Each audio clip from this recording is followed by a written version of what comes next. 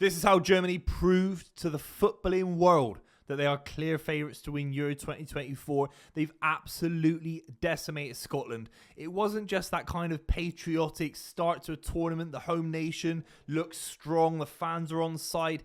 That was a grueling, massive, dominating win like we've never seen before in Euros history. There's never been a 5-1 like that. It's the highest scoring opener to a Euros ever, and we've never seen a side like Scotland capitulate in the way they did. It's all down to the genius of Nagelsmann and some of those goals. The biggest compliment I can say about Germany is they look like a club side. They didn't look like a well-oiled international side. They look like Bayern Munich.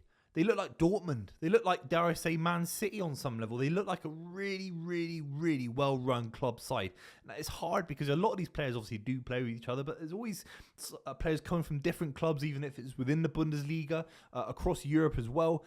That Germany side are very, very well-oiled, and the way they were passing through the lines, Scotland made it very easy for them, and Scotland were atrocious, and I predicted they'd do really poorly in this tournament anyway. But we have to talk about the goals and how Germany have surely cemented themselves as beyond favourites to win this tournament, because I think they've got so much going for them. It's unbelievable. They could have scored in the first minute. Florian Wirtz had a great opportunity. They ripped through the right-hand side of Scotland's back line, and it was him who scored, getting a cross. He cuts it across his body, and Angus Gunn has to do so much better. Will Clark dropping for the next game. It was such a bad performance from Gunn. He looked like a deer in headlights. He was completely bemused, in my opinion, and he was completely outclassed by Germany today. What a finish from Florian Wirtz. And obviously, he's achieved more in football than what can I say about anyone. But sometimes it's nice. These international tournaments just bring you to a whole new audience. I haven't watched Bayer Leverkusen religiously. His physicality today is something like that's completely unrecognizable. I always hear about his technical ability. I see his technical ability. But today is his speed and his power running with the ball. Unbelievable. The Musiala goal was like almost stand up and applaud. It was so good. The cruise ball through the lines into İlkay Gündoğan, I think it is, who then plays that ball round the corner into Kai Havertz, who cuts it back for Musiala. The touch, it is a clear top 5 goal of the tournament already. It really is. It is so well worked. It's outrageous. That first ball through the lines from Toni Kroos, and that is why you look at that kind of experience, that quality. And you look at England, you look at other sides. France don't have that kind of deep playing midfielder in the same way they used to have Paul Pogba, for example. And Toni Kroos being able to just drive that ball first time to İlkay Gündoğan, who was on the receiving end of a very, very nasty challenge from Patoris today. Patoris. Never heard of him, to be honest. I think he plays for Watford, but it was a leg breaker. It was horrible. And it gave Kai Havertz his first goal in Euros football, I think. Certainly this Euros. And it was a good penalty as well. And you're looking at kind of half-time, and it's kind of 3-0. It was an absolute embarrassment. The way Germany moved the ball, the way they defended, they were so good. Tar Rudiger were absolutely instrumental. And this Germany side have got so much physicality about them. They've got so much energy. I think they are so buoyed as well. They are well drilled. They are well driven by Nagelsmann. We have to talk about the 2 goals that made it 5. It's an unbelievable strike from Füllkrug. He's been instrumental for Dortmund in their Champions League finalist campaign last season. Powerful striker. Reminds you a little bit of Mario Gomez, a little bit of Jan Koller, a little bit one of these kind of international powerhouse strikers. Someone like an Emil Heskey, maybe. It's a bad example. I was talking about Emil Heskey on the club today, but he's a very old school, powerful striker, and when the ball lands to him, the way he laces it into the roof of the net, and that is something that's completely underrated in this Germany side, is their squad depth, their squad rotation. They've got so many quality players that can come off the bench and change things for them. And you got the likes of Leroy Sané coming off the bench. You got Füllkrug, got Thomas Müller, who arguably starts for an all-time Germany 11. That's how good he is. Pascal Gross is fantastic as well, as Brighton fans can attest to. And Emre Can, who scores an unbelievable goal in the final few minutes of the game as well. Emre Can, for some people, as technically gifted as a midfielder as you can get, and he's achieved a lot in the game.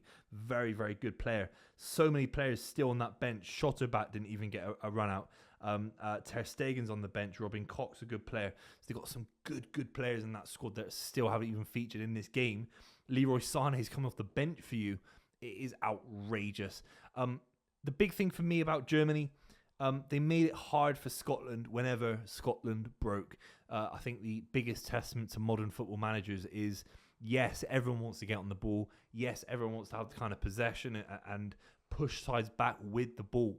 But the speed that the Germans were able to kind of counter-press Scotland when they had the ball, it was outrageous, to be honest. And Scotland were not able to get out.